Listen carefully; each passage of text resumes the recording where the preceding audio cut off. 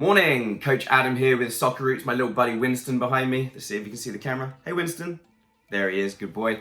So we are working today on building your child's self-esteem. Oh my gosh, if only people cared more about this in the world, what an unbelievable place we would have, right? So I'm going to give you basically 8 tips today to really help you, mum, dad, whoever you are, guardian of the galaxy of your child. These are going to help you really help your child, okay? Or whoever you're looking after even. So number 1, find their strengths and praise and build off of it. Isn't that amazing? Now, I said this yesterday to a dad. He was like, well, he's got this weakness and he's got this weakness and this weakness. And what do you think I'm thinking as he's saying this? I'm like, all right, mate. I did see you turn up looking very perfect. Like, come on, dude. Every single person in the world has weaknesses. And if you can't admit your own weaknesses as a parent, then you are off to a terrible start trying to raise a child, because accountability for ourselves is the number one thing that we can do as a parent. If we don't show that to our children, then they're just never going to grow, right? So the very first thing I would recommend, don't look at weaknesses. Look at their strengths. They are who they are. Amy is Amy. Bob is Bob. They are the only one of them on the entire planet. 7.8 billion people, and your child is an individual. You're an individual. So don't worry about your weaknesses to catch up to become a jack of all trades flatline. Think about how can we hyper accelerate the strengths that you've been given by God or by the universe or by whatever you believe in. You are an individual. So find their strengths, praise them, and let them grow within that, right? Why not? That is so obvious. Well, to me it's obvious, so hopefully that helps you. Then the confidence from being good allows more people to kind of wiggle room to work on their weaknesses from within this. So if you are, weak at shooting,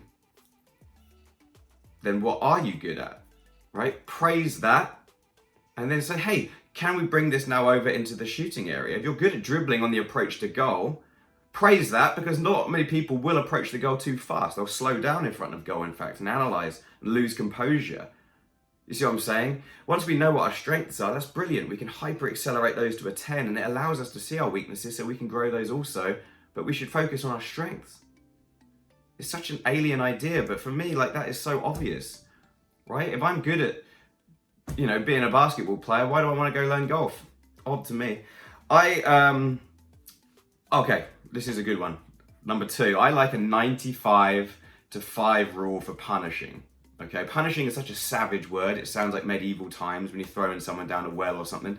But I mean corrective behavior, okay? Corrective behavior is like a 95-5 rule in the fact that we're showing positivity and recorrection and connecting with the individual child as much as we can as a parent or as a coach. But we do need that 5% to come in and be like, okay, but this is still the reality of the world. Not in like a scary way, just in a parental way. I think we've gone so far the other way of trying to kind of be like, oh, we can't say that.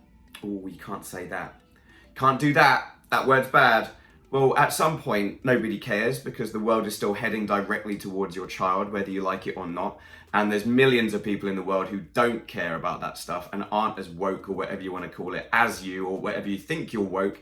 You're probably not, right? You're probably not. You're probably actually sheltering them so much they're actually not growing. And then you're going to get massive problems because they're going to clash with the real world and they're not going to be prepared for it. And as a parent, your biggest job is just to prepare your child for the reality of the world.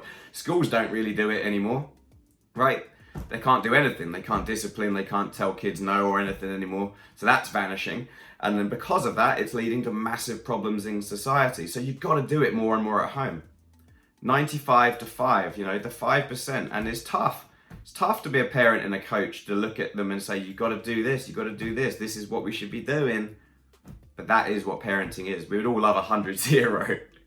But then the kid's going to be like, what? I didn't know that if I did this, this happened in life.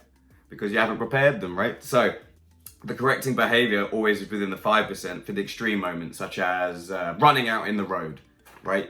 Every parent has to say, look left, look right, don't do it, whatever it is, running out into the road. This is more of a way of shaking the kids' kind of automated processes and shaking their system, rather than just trying to terrify them, right? We're not trying to do that. Like, for example, if you take my nephews, they love to talk, take them to the cinema, You have to tell them the rules of the cinema. You can't talk for an hour and a half or people are going to throw popcorn at you. So that's a basic corrective behavior example, okay? The number 3, oh my gosh, number 3, I heard a mum say this yesterday and I wanted to just rugby tackle her across the field.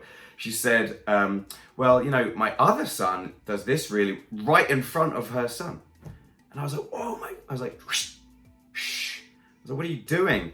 Comparing your children is the quickest way to put their fire out.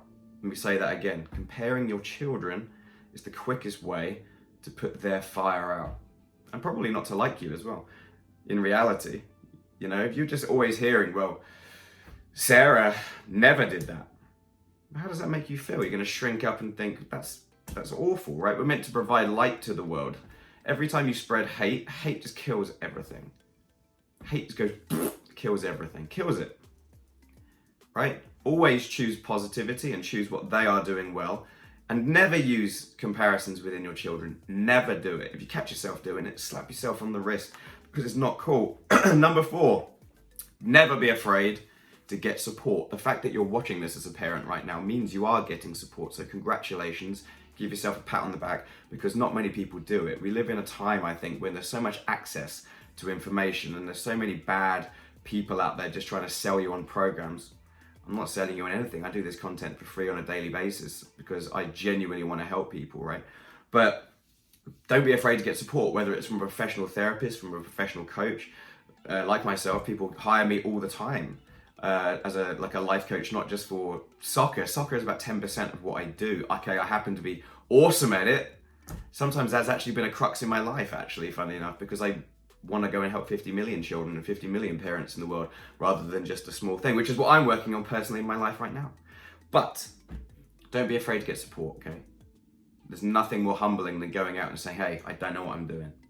Whether it's your mom, your dad, whoever, okay? I'm being deadly serious about that. If you're thinking right now, I just don't know what I'm doing, go and get some support, okay? Number 5, positive attention removes seeking attention via negative actions. Wow, that's powerful stuff, right? If you're giving positive attention to somebody, and I'll give you another story. I was at a school about 2 days ago, and a girl was screaming at me through the fence, hey, Coach Adam, I love you. And I was like, yeah, okay, cool, thanks very much. But I was trying to work. She kept doing it. She wasn't getting the reaction she wanted. Then she was like, Coach Adam, you suck. And she started getting meaner and meaner. And I had to wait to the end of the session to go and talk to her about how we don't seek positive reactions through negative avenues, right? You can't just be mean to people to get attention. And I think sadly, there's millions of people in relationships around the world, abusive relationships or whatever it is, where they kind of think that that is what love is. You know, if you're watching the current season of The Bachelor, like Anna, that is going on right now. There's a girl he truly believes that a relationship is meant to be a struggle and is meant to be like we fight for each other through negative avenues rather than just making it based off of communication and love. So he's been programmed, that current guy, incorrectly. He's been programmed incorrectly from his parents. And I asked Anna about it. She said, well, yeah, the mum is an extreme crier and overly emotional and doesn't know how to deal with it. That's come from her mum, right? So he has now learned that that love is over emotion and crying and fits and anger and fights, and okay, that can be part of it perhaps, but as you get into a deeper relationship, that should never happen. You should be growing. Anyway, I digress. I'll do a video for relationships at another time. Anyway, so yes, do not seek positive love through negative avenues. It just is not the right way. So cap that. Number 6, careful of what they're being sold via their eyes, right? Just if you put on a TV or an iPad and you're showing them like Lego Ninjago or whatever they watch when they're kids, you go to a commercial break.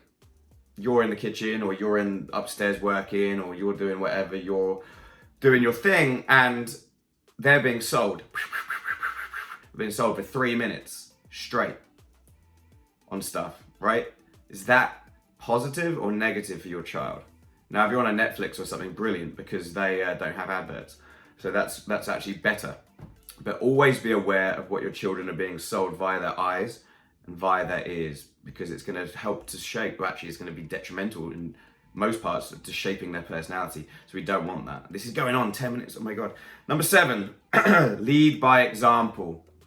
I think one of my strongest things as a person is I'm an amazing role model, and never mean that in an arrogant way. Please, if you ever think it's arrogant, it's not. I put in 15 years of work into my own personality type, and that is what we should do. We should always honor who we are as a person. I am an amazing role model, and I know it. I know my weaknesses too, and I'm working on them. But one of my amazing strengths is that I lead by example, right? I'm at the field first.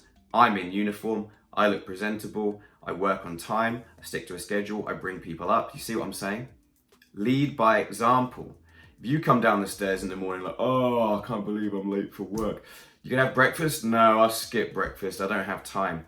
I heard like 3 things there, right? You can't time keep. You can't set your morning routine. You're presenting as lazy, and you're presenting as someone who doesn't want to attack the day. Lead by example. Number 8, never give up. Ever. Never give up. Ever. Doesn't matter what you set your mind to, but you have to inspire the next generation. If you're a child watching this, never give up. Because honestly, I can tell you a story. I just met a lady about 3 days ago at the most amazing conference. I'll talk about this in a different video.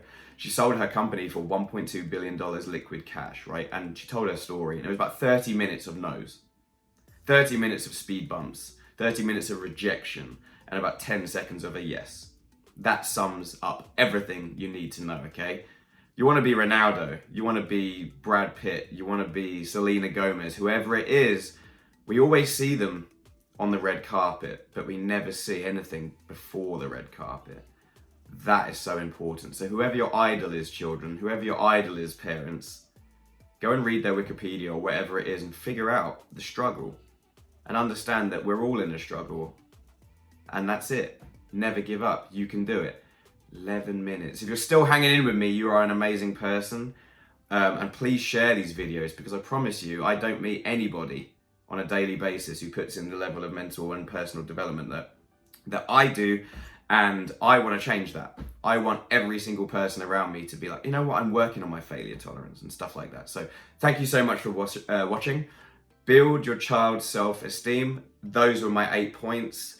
Number 1, find their strengths and praise them. Number 2, 95-5 corrective behavior rule. Number 3, don't compare them. Number 4, don't be afraid to get support. Number 5, positive attention only. Don't seek love through negative avenues. Number 6, careful of what they're being sold via their eyes. Number 7, lead by example. And number 8, never give up. Like, comment, subscribe, share, whatever you're on. I don't care. Share it, because we need to change the world. Thank you so much, Coach Adam, Soccer Roots. Have a great day.